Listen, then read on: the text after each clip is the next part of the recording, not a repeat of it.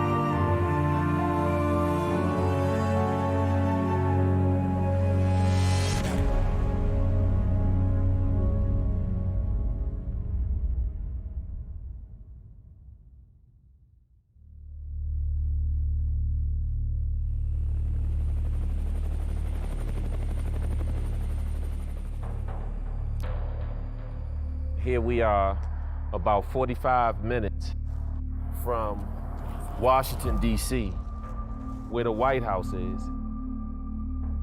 And we have homes in this condition. And it's so sad, and the part that really gets me for real, you'll see an abandoned house, an abandoned house, an abandoned house, and then one person living there. And then you'll see a whole bunch of abandoned houses. You know, this is not Beirut. This is not a third world country. No. No one should have to live like that. For example, that someone lives right there, next to somewhere where a dead body could be in this house right now. You can drive at night during any weekend, and if you drive around enough, you will see yellow tape at some point. And we all know what the yellow tape means. When the yellow tape come out, that means that somebody is dead.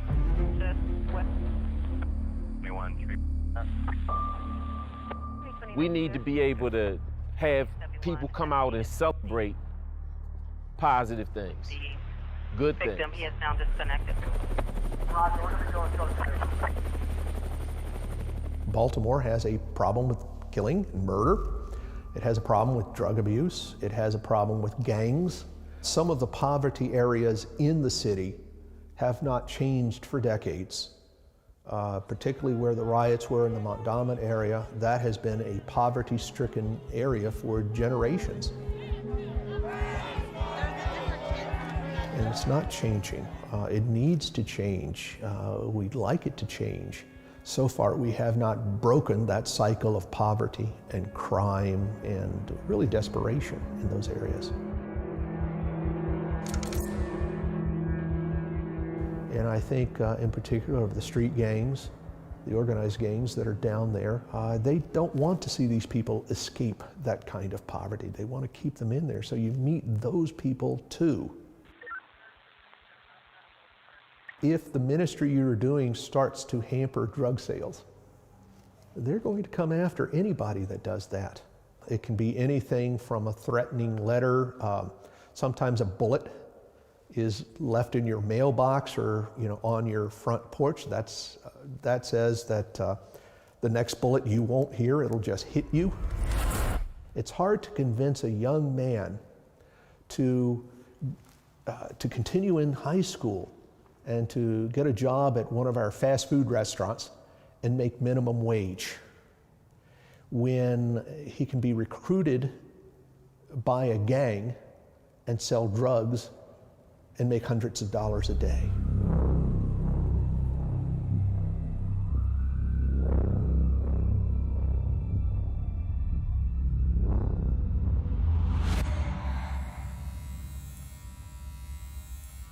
Selling drugs is an addiction, and the addiction is how fast you make money. You got accustomed to your lifestyle, and for whatever reason you're not making that no more, you're gonna be depressed. So when a person sells drugs for 10 years, he makes a lot of money. And if he don't have the know-how to transfer that energy and to find the same job that's equivalent to that lifestyle, he's gonna fail. See, in America, you can be whatever you wanna be. You can go to jail on Monday, get out of jail, and go to college. That's just how America is. But you gotta wanna do it. They're not going, take you by your hand and say, oh, come on. Me personally, there's only 2 jobs I would do that's equivalent to the lifestyle that I had. Barbering and driving tractor truck. So if I couldn't be a barber, I'd drive tractor truck.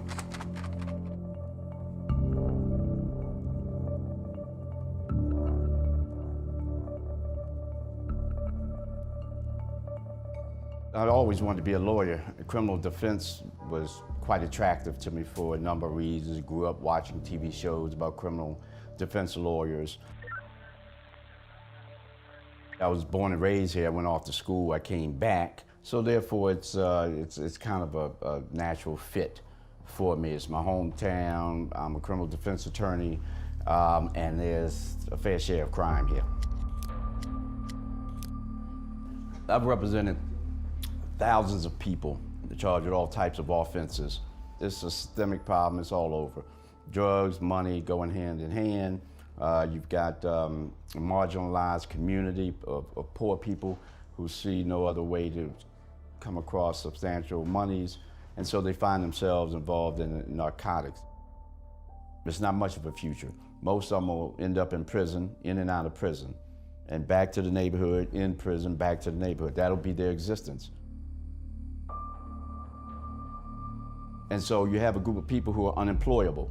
They have no job, no income. And those are the ones that find themselves mired in the criminal justice system. The criminal justice system is locking up more and more people. And once you get a criminal record, then you can be discriminated against legally. In housing, so it means it keeps everybody there because they can't find housing somewhere else because they have a criminal record. So they keep them locked in that community. They can't find jobs because of the criminal record, so they don't have the money to move out of that community anyway. And it's an ugly picture, but it is the carnage that we see, more and more and more. I just see it as getting worse in that pocket of individuals, and so we're going to build more prisons. That's really been the solution: build more prisons, and that's what's going to continue.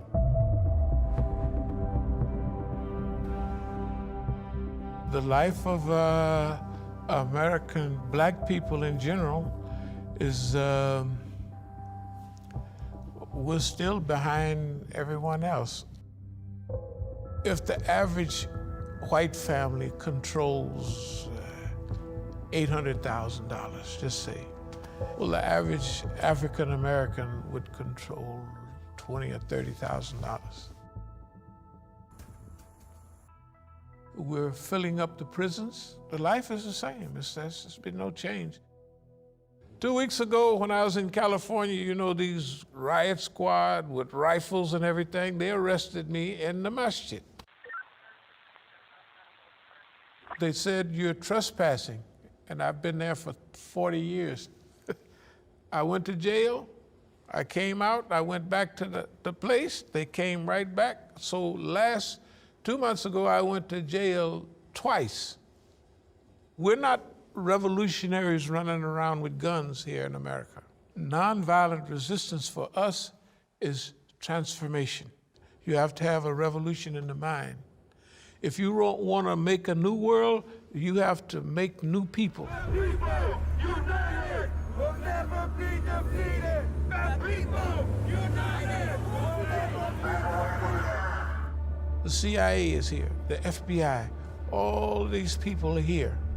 Washington, D.C. is the capital, the center of criminality, the center of oppression.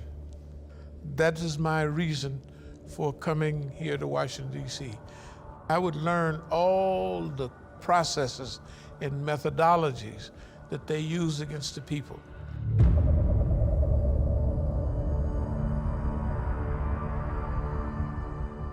They have a general policy here in America. Number one, if you stand up and try to change, they'll say, join us. You could have what you want in the system. They try to bribe you. Just join us, it's okay. If you don't do that, then they'll try to scare you. If you don't shut up, if you don't join us, we're gonna take your house, your family, your car. We're gonna take your job. We're gonna do all of that. You can't rent anywhere from anybody. If you're a movie star, we're gonna tell the people in Hollywood, if you put him on, we're gonna check your taxes, we're gonna do all of that. So they leave you alone, right? The government was so skillful that it destroyed the real movements. It imprisoned people. When you step outside of these doors, you must realize that you are fighting a war against 400 years of racism. America doesn't care about poor people until they ask for something, like give me rights, give me justice. A lot of folks might need health care.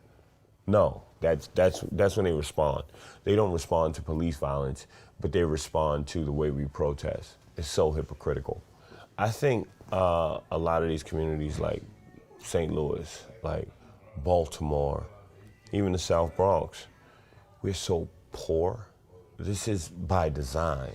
Like, you'd better believe that institutional racism and oppression and capitalism are real elements that play into our impoverished and hopeless state. There's a reason why our schools are failing. There's a reason why our kids are allowed to drop out. No one wants us to climb up the food chain. During the riots a couple of years ago, a young man was interviewed as to why he participated in the riots and why he participated in the looting. He was 17 years old and quite frankly said, I expect to be dead in a couple of years, so why not? That was somebody without hope. For people that are living in the poverty areas, it is hard to maintain hope. The heart has already been eaten out of America.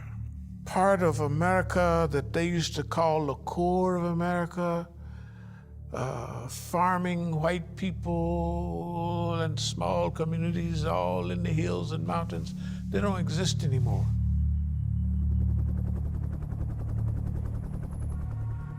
We believe that the churches, the mosques like this, should solve the social problems. That's what we're working on.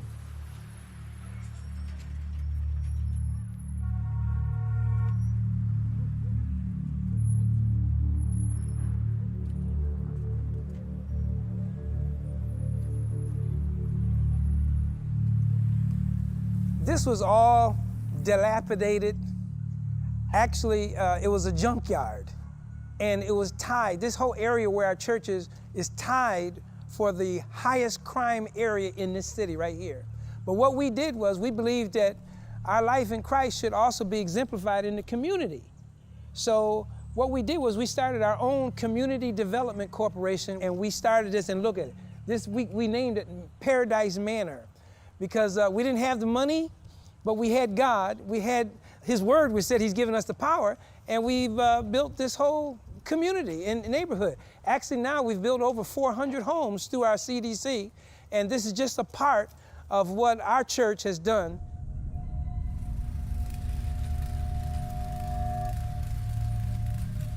every white person wasn't a slave owner.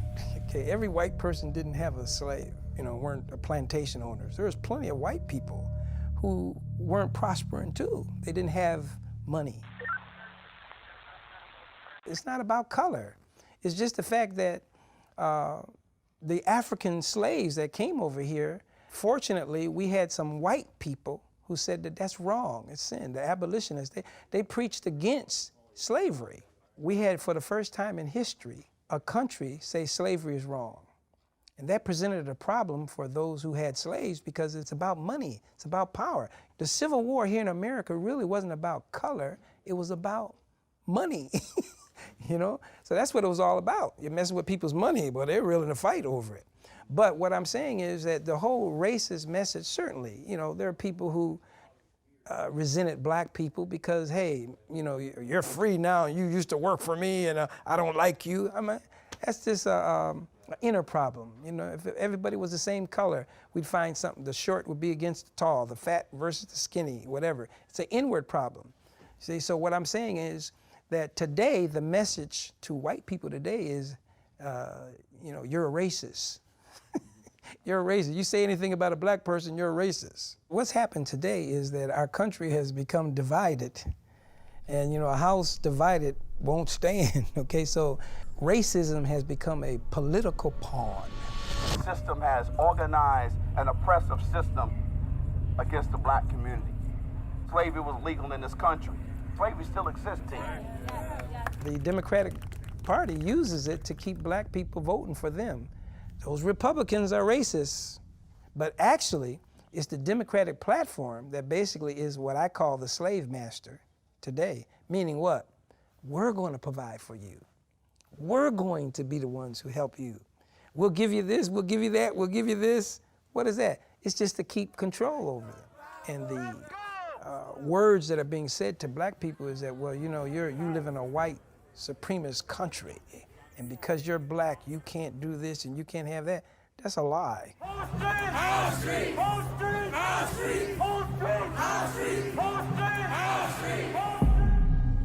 We're an entertaining group. So the cameras do come. The cameras came during the Civil Rights Movement. The cameras will continue to come. Because you kick up enough dust, cameras are going to come because it's good television and it's exciting. It's a white world, white power structure. White people run everything. They control the media. Black people don't. And a part of the white power structure here in the United States is to keep us as second-class citizens. I was born in 1963, so the Voting Rights Act, I believe, was in 1968 with the Civil Rights Act. And black men had a right to vote. So discrimination became illegal back in the 1960s. So they had to find other trick ways in order to keep us mentally enslaved.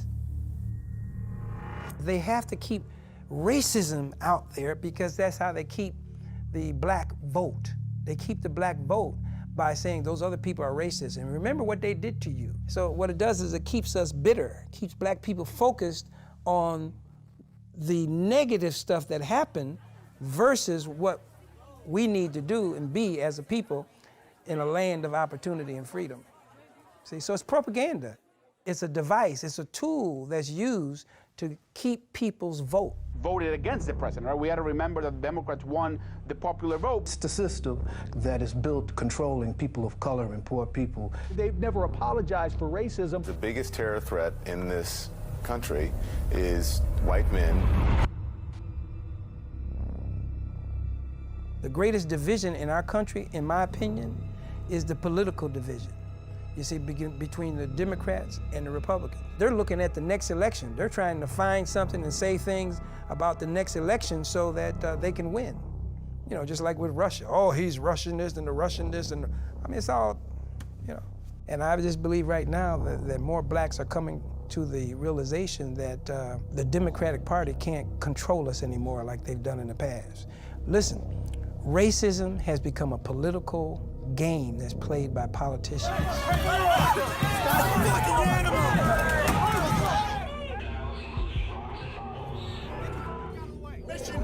you a fucking heart.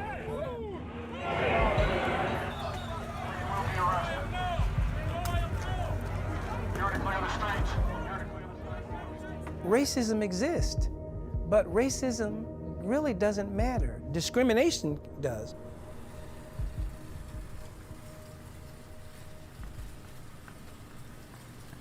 All around this area, it's kind of like expensive to live. In this area, not in the lower class, not like in Mayfield or Crowfoot Bottom or in the projects. No money, cost of living, economy, a lot of racism, and it continues to go on at all times. It's gonna continue to go, you can't stop that. When white people was coming up here, they used to sell, they got a stone, a block over there on Charles Street where they used to sell my people. You know, different than the Mexicans who here. The Mexicans, they're another, they have unit, but they work just as hard for a little or nothing. They make less than we do.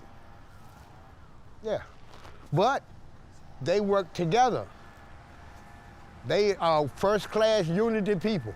They take a little or something and make a lot. We, as a black people, we don't never have no unity nowhere, or because of greed, or scared that someone's gonna have more than what you have. Another war. That's what I think. It can lead to another war.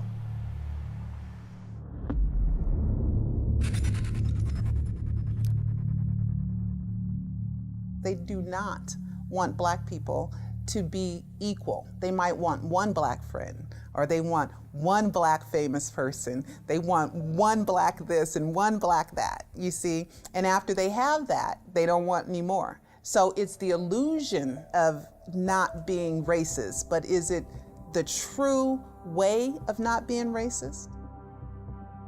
There's been no real improvement. Just because we have black mayors, just because we have black senators, just because we have black congressmen, that doesn't mean anything for the people. Do you know more people got killed, black people got killed during Obama's time than they do in anybody else's time? Because you have a black president, you can't say it's not good, right?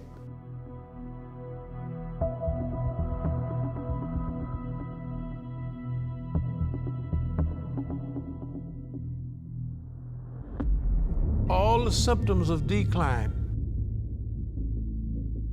Schools are closing. America had the best education system in the world.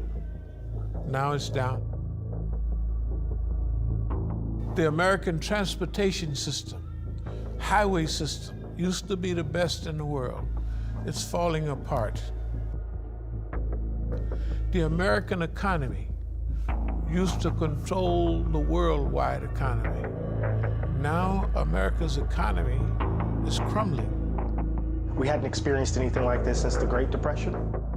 Since 2008, our communities have been in ruins. We haven't seen this kind of loss of wealth in Black America since the collapse of the Freedmen's Bank.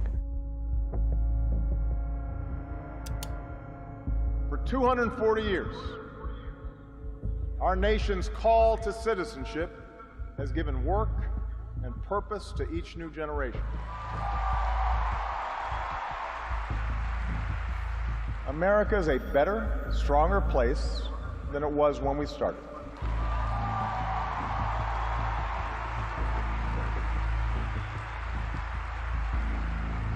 Because after all, we remain the wealthiest, most powerful, and most respected nation on earth.